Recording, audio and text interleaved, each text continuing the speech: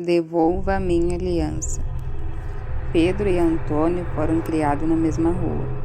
No fim da rua havia um cemitério pequeno, mesmo assim com uma cidade que não passava de 1000 habitantes. Costumavam brincar por lá durante o dia, apesar da advertência das mães. Eles sabiam respeitar o Campo Santo e não gostavam nem um pouco de ver os meninos chegarem em casa carregando as flores que tinham suprido de um enterro. Eles nem ligavam.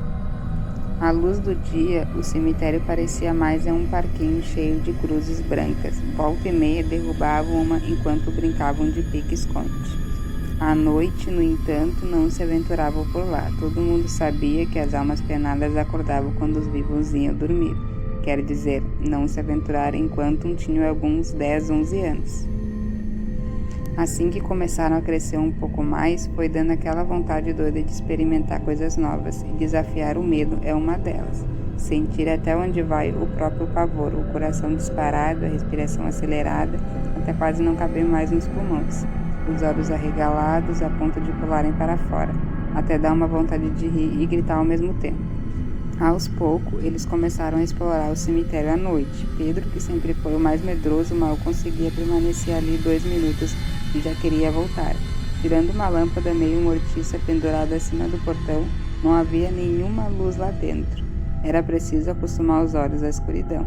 Só então conseguiu enxergar alguma coisa, mesmo assim apenas sombras. Mas o pior era o silêncio absoluto, que fazia com que qualquer ruído parecesse imenso: mosquito, zumbido, rato passando, sapo coachando, vento uivando, folhas de árvore farfalhando. Antônio também morria de medo, mas gostava da sensação. Um dia tropeçou numa cruz, que ainda não tinha tido tempo para ficar bem agarrada no chão. O pé dele enganchou na madeira e ele caiu de bruços na terra fofa e úmida, que tinha sido ali posta naquele dia. Pedro, tonto de pavor, tentou agarrar o amigo e na escuridão acabou cravando as unhas na mão gelada em seu tornozelo. Antônio nem teve tempo de passar, foi no reflexo. No que sentiu a mão nervosa tentando agarrar seu pé, desferiu um coice para arrancar até o defunto da cova. Acertou direto no queixo de Pedro. Na escuridão e no susto, nenhum dos dois sabia direito o que estava acontecendo, só que era preciso sair dali o mais rapidamente possível. O cheiro da terra resolvida parecia cada vez mais forte. Antes que mais alguma coisa acontecesse, conseguiram se levantar e correr. Ao chegar na rua, conseguiram compreender o que tinha acontecido. O queixo aberto de Pedro não deixava nenhuma dúvida com relação à assombração que tinha tentado agarrar o amigo. O problema é que, a partir daquele dia, Antônio ficou impossível. Cara, você viu só? Meti o pé na cara da alma penada.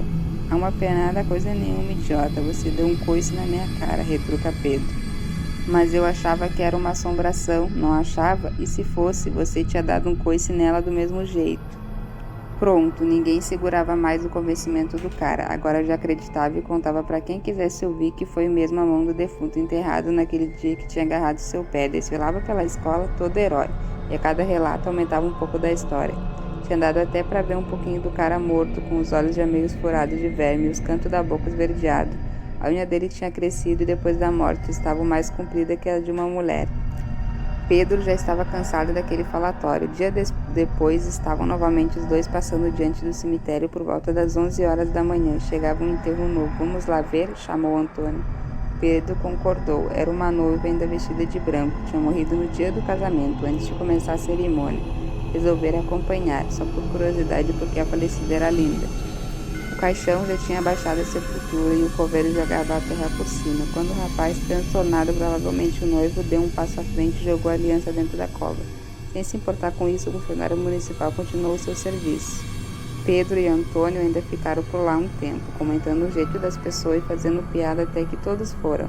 Também já se preparavam para partir quando Pedro viu uma coisa brilhando ao pé da cruz branca. Chegou mais perto e constatou. Era a aliança que tinha ficado ali, enterrada só pela metade. Mais tarde, já na escola, Antônio sugeriu: vamos voltar lá e pegar a aliança, aquilo é ouro, dá para vender. Mas Pedro, já cansado das exibições do amigo, teve outra ideia. Hoje à noite você vai buscar, e completou, sozinho. Que isso, cara, tá brincando? Ué, você não é herói que chutou a cara do defunto? Não é o desmentão do pedaço? Pois vai lá à noite, vou avisar o pessoal dessa vez. Você vai ter plateia de verdade. Antônio tentou escapar, mas não teve jeito. Pedro já estava convocando a turma para o espetáculo. 10 para meia-noite, 5 colegas, Pedro entre eles, esperavam Antônio na porta do cemitério. O menino não se atrasou, afinal agora não podia voltar atrás. Além de mentiroso, ia ser chamado de covarde.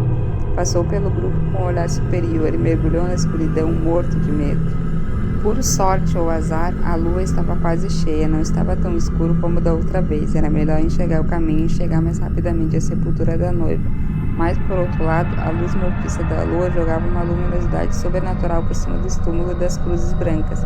Desta vez, Antônio estava sozinho. Pedro tinha ficado com o grupo esperando por ele no portão do cemitério. De onde estava, ainda podia ouvir ao longe as risadas dos companheiros. No entanto, com o vento e silêncio da noite, as vozes lhe chegavam distorcidas, como se viessem de outro mundo. Decidiu ser rápido e não desviar o pensamento do seu objetivo. Caminhou até a sepultura da noiva e logo viu o anel. Seria impossível não vê-lo. Embora a luz da lua fosse pálida, a aliança brilhava como se refletisse o sol. Daria para encontrar o lugar, guiado apenas pelo clarão. Sem pensar direito o que fazia, estendeu a mão e pegou a joia. O problema é que os meninos viam tudo de longe, e Mariana, uma das meninas do grupo, resolveu fazer uma gracinha, engrossou a voz e disse: Antônio, me dê seu dedinho que vou pôr a aliança nele. Era uma piada, mas com a distância, o silêncio e o vento da noite, o som chegou distorcido ao ouvido de Antônio. Parecia mesmo que a noiva defunta falava com ele. Todo o pavor que tinha controlado aquele momento explodiu com uma bomba de adrenalina. Só não berrou porque a garganta estava tão contraída que nenhum som sairia dali, mas correu como se tivesse pernas e só uma mão fechada, com força sob a prova de sua ventilativa. Como chegou ofegante ao portão, olhou para o grupo e estendeu a mão para exigir a comprovação de sua coragem, mas a mão estava vazia. Na correria, ele tinha perdido a aliança. No fim das contas, o passeio macabro terminou em risada. Antônio sabia que o alvo das chacotas por algum tempo, mas nem se portava tanto assim, só queria chegar em casa, dormir e esquecer. No começo não pareceu tão difícil, sua mãe já dormia, mas tinha deixado um lanche sobre o fogão. Aos poucos a sensação de medo do leite morto foi descendo pela garganta, reduzindo a velocidade das batidas de seu coração, e o sono foi chegando. Teve a sensação de adormecer antes mesmo de botar a cabeça no travesseiro. Subitamente acordou no meio da noite, totalmente desperto. O quarto estava gelado, o que não era comum naquela época do ano. Não havia vento, a janela estava fechada, ainda assim a temperatura caía a cada minuto, a ponto de provocar calafrios. Então veio o medo, veio concentrado como se fosse todo o pavor das aventuras da noite, lhe chegasse de uma vez. Sentiu observando e fechou os olhos com força, sabia o que não queria ver. Tinha certeza que era ela, a noiva, podia sentir sua presença, seus olhos vazios cravados nele, seu corpo imóvel de pé no quarto. E desta vez não era só uma brincadeira da Mariana, era a voz da morta mesmo, que se fazia bem audível. Devolva minha aliança. Assim como chegou a aparição, partiu. No minuto seguinte, o quarto já recuperava sua temperatura, e tudo parecia completamente normal. E Antônio chegou a acreditar que tinha sonhado. Logo seus olhos ficaram pesados e voltou a mergulhar no sono. Procurou Pedro logo na manhã seguinte e contou tudo. O amigo não levou a história a sério. Você deve ter sonhado do meu jeito como saiu apavorado do cemitério. Pode ser, mas eu preferi encontrar logo o tal anel e devolver para a moça, sabe como é. Pedro riu e, por várias das dúvidas, resolveu acompanhar um amigo até o cemitério. Afinal, a manhã estava linda, ensolarada e eles não tinham mais nada de interessante para fazer. O problema é que nem a luz do sol ajudava. A aliança tinha desaparecido, vasculharam tudo, refizeram 10 vezes o caminho e não acharam nem sinal do anel. À noite, Antônio estava inquieto, tomou um chá de capim de cidreira para acalmar e foi para a cama. Assim como na noite anterior, dormiu rapidamente.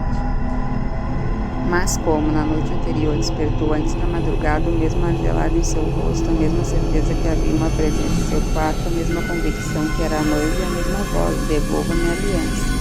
Na manhã seguinte acordou exausto. Pedro notou o batimento do amigo. Aconteceu de novo, cara, não é possível.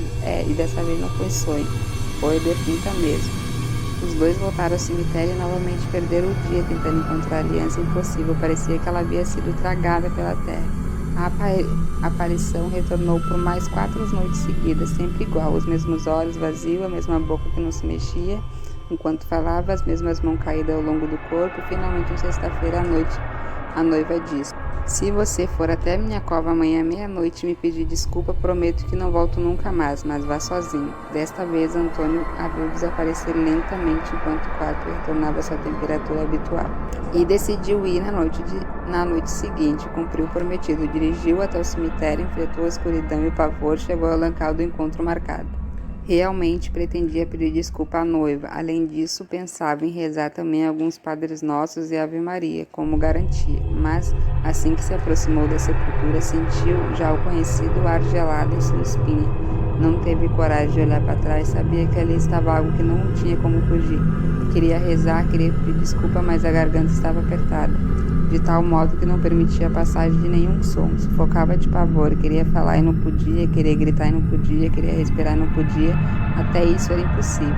Então correu de olhos fechados para não ver o que estava ali, correu tropeçando, enlouquecido, estendendo os braços para frente como se pudesse agarrar uma salvação.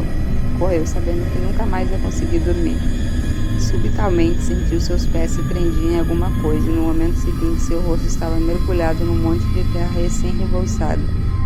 O cheiro da morte entrou profundamente por sua narina. Queria se levantar, mas o pavor mobilizava. Dobrou os joelhos, tentando ficar de gatinhas, mas o puxão tão forte o derrubou novamente de bruços. Foi então que ouviu um baque surdo e sentiu uma dor terrível no dedo anular da mão esquerda. Em seguida, percebeu que a criatura tinha partido. Uma paz imensa tomava conta do ambiente. Os mortos dormiam seu sono infinito e João Antônio já conseguia se mover. Levantou-se devagar e olhou para a mão esquerda. Seu dedo tinha sido decapitado.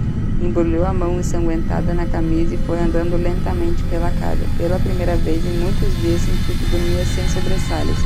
Deixou que sua mãe cuidasse do seu ferimento e lhe desse um copo de leite morno. Foi para a cama e logo adormeceu, exausto. No meio da noite, no entanto, seus olhos se abriram como se alguém tivesse ordenado que fosse assim. A mulher estava parada à sua frente, no entanto agora ela sorria, um sorriso vazio, isolado do resto do rosto, que permanecia inexpressivo. Dessa vez a mão esquerda não estava caída ao longo do corpo. Acenava para ele como se desse um tchauzinho em câmera lenta. Antônio não pôde deixar de notar. O dedo esquerdo da noiva exibia uma reluzente aliança de ouro. Então essa foi a história. Devolve a minha aliança.